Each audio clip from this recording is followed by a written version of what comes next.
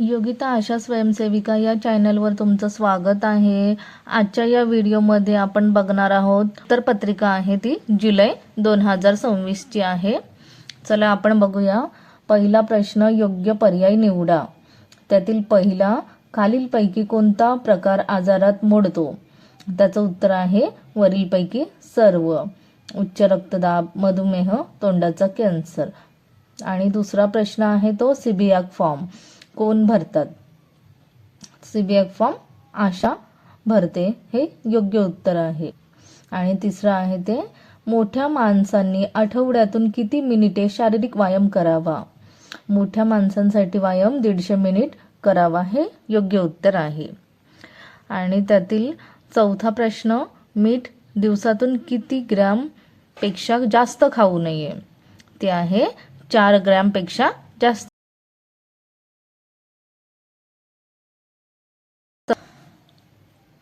पाचवा प्रश्न, असंसर्गिक आजारात या आजाराचा समावेश होत नाही। असंसर्गिक म्हणजे कुष्ठरोग दिलेला आहे इथे, आणि त्यांनी कंसात टीबी दिलाय। आय थिंक मला असं वाटतं इथे ट्युबरक्लोसिस आहे, क्षयरोग, तर हे योग्य उत्तर आहे। आणि प्रश्न क्रमांक 2, योग्य जोड्या जुळवा।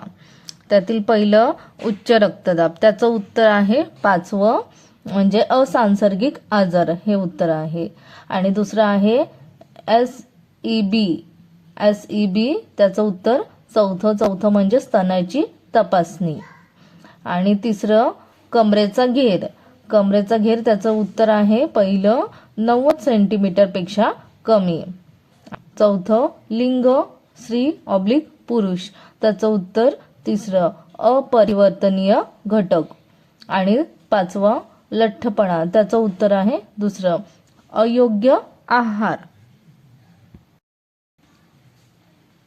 प्रश्न क्रमांक 3, चूक की बरोबर पर्याय निवडा। त्यातील पहिला प्रश्न, PHQ-9 फॉर्म समुदाय अधिकारी भरतात, त्याचं उत्तर आहे बरोबर।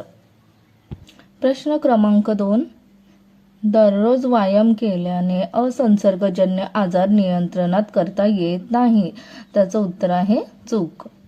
प्रश्न तिसरा, कॅन्सरसाठी 5 वर्षात तपासणी करतात, त्याचं उत्तर बरोबर हे आहे। चौथा प्रश्न, स्तनाची तपासणी मासिक पाळीच्या 7 ते 10 दिवसानंतर करावी, त्याचं उत्तर बरोबर हे आहे। प्रश्न क्रमांक 5, कमी वयात लग्न हे गर्भाशयमुख कॅन्सरचे लक्षण नाही, त्याचं उत्तर बरोबर। प्रश्न क्रमांक 4, एका वाक्यात उत्तरे द्या। पहिलं, NCD फुल फॉर्म लिहा। नॉन कम्युनिकेबल डिसीज, हे NCDचा फुल फॉर्म आहे। दुसरा प्रश्न, अपरिवर्तनीय घटक कोणते? त्याचं उत्तर वय, कौटुंबिक इतिहास व लिंग हे अपरिवर्तनीय घटक आहे। तिसरा प्रश्न, त्यातील आहारात कोणते 5 पांढरे पदार्थ वर्ज्य करावेत? त्याचं उत्तर आहारात साबुदाणा, मीठ, तांदूळ, मैदा, साखर हे पांढरे पदार्थ वर्ज्य करावेत। प्रश्न क्रमांक 4, कोणत्या असंसर्गिक आजाराची वर्षातून एकदा तपासणी करावी? त्याचं उत्तर आहे मधुमेह व उच्च रक्तदाब या असंसर्गिक आजाराची वर्षातून एकदा तपासणी करावी। पाचवा प्रश्न, त्यातील मधुमेह या आजाराचे किती प्रकार आहेत? त्याचं उत्तर मधुमेह या आजाराचे टाईप 1, टाईप 2 व गरोदरपणातील मधुमेह हे प्रकार आहेत। प्रश्न क्रमांक 5, केस स्टडी। आनंदी या नावाची 41 वर्षाची महिला आहे। मला मासिक पाळी नियमित येते। ती आशाला सांगते की मला 10 ते 12 दिवसापासून छातीमध्ये गाठ लागते आहे, तसेच स्तनातून पिवळ्या रंगाचा पातळसर द्रव्य पदार्थ वाहत आहे। मला हे सांगायची लाज वाटते, पण मला भीती पण वाटते आहे की माझ्या आईला व मावशीला स्तनाचा कॅन्सर झाला होता। माझ्या एकीकडचं स्तन लहान वाटत आहे व माझ्या मावशीचा कॅन्सरने मृत्यू झाला तर मी काय करू? पहिला प्रश्न, तुम्ही तिला काय सल्ला द्याल? त्याचं उत्तर, आनंदीला मानसिक आधार व धीर देऊ. तसेच तिला मासिक पाळी आल्यानंतर पाळीच्या 7 ते 10 दिवसानंतर उपकेंद्रात आरोग्य सेविका व समुदाय आरोग्य अधिकारी यांच्याकडे जाऊन तिच्या स्तनांची तपासणी करून घेऊ. त्यातील दुसरा प्रश्न, आनंदीमध्ये कोणते अपरिवर्तनीय घटक आहेत? त्याचं उत्तर, आनंदीमध्ये वय, लिंग व कौटुंबिक इतिहास हे अपरिवर्तनीय घटक आहे. त्यातील तिसरा प्रश्न, आनंदीमध्ये कोणते लक्षण आढळून आले? त्याचं उत्तर, छातीमध्ये गाठ आहे, स्तनातून पिवळा स्राव वाहत आहे, स्तनाचा आकार बदलला आहे. आणि चौथा, तुम्हाला आनंदीला कोणता आजार झाला आहे असे वाटते? चौथा प्रश्नाचं उत्तर, आनंदीला स्तनांचा कॅन्सर झाला असेल असे वाटते. प्रश्न क्रमांक 6, प्रात्यक्षिक. कमरेचा घेर कसा घ्यावा याबाबत माहिती लिहा. कमरेवरील सर्व कपडे बाजूला करावे व जर व्यक्तीला संकोच वाटत असेल तर पातळ कपडे राहू द्यावे. व्यक्तीला एकदम सरळ रेषेत उभे करावे. पोट सैल ठेवायला लावावे. पाय एकमेकांजवळ जुळवून ठेवावे. व्यक्तीचे हात बगलेकडे चिमटलेले असावे व तपासणाऱ्या व्यक्तीने समोर उभे राहावे. कमरेच्या समोरील मधला भाग व कमरेचे मागील हाडाजवळ सर्व बाजूंनी माप घ्यावे. बेंबीच्या बिंदूजवळ माप घेता येते.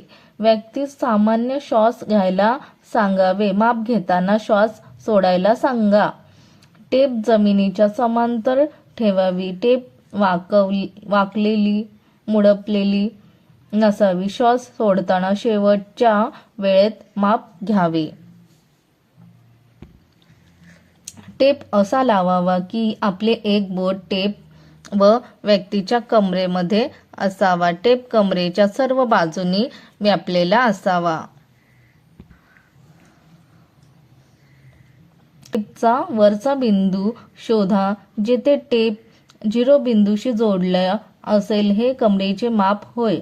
जर माप 85.9 सेंटीमीटर येत असेल तर 86 सेंटीमीटर नोंद व्यक्तीच्या कार्डवर नोंदवावी.